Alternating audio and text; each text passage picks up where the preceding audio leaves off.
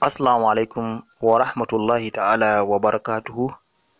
Wassalatu wassalamu ala ashrafil mursalin sayyidina wa nabiyina wa habibina Muhammadu Rasulillahi sallallahu alaihi wasallam. ‘Yan uwa mu nemi kowa da kowa fatan alkhairi, sannan muna muku barka da wannan babbar rana, wato Juma'a, rana mai tarin albarka, mai ɗumbin albarka.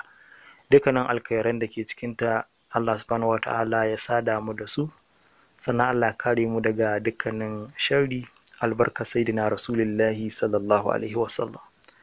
Sannan muna masu gabatar maku da wannan babban sirri da muke so za mu sakan maku na kasuwanci ne na 'yan kasuwa, wanda insha Allah wannan sirri babban sirri ne, mujarrabin sirri ne, muka ce bari mu fara gabatar maku da shi kafin Allah ya kai mu ranar Litinin. Insha Allahu ta'ala ranar Litinin za mu sakan maku wannan babban sirri, don haka a kasance da wannan babban sirri, a tsaya tsumayin wannan sirri mai girma mai ƙarfi, wanda insha Allahu ta'ala wani ɗan kasuwan da ya buga wannan sirri insha Allahu ta'ala sai ya fashe sosai, sai kasuwancin shi ya fashe sosai da sosai insha Allahu.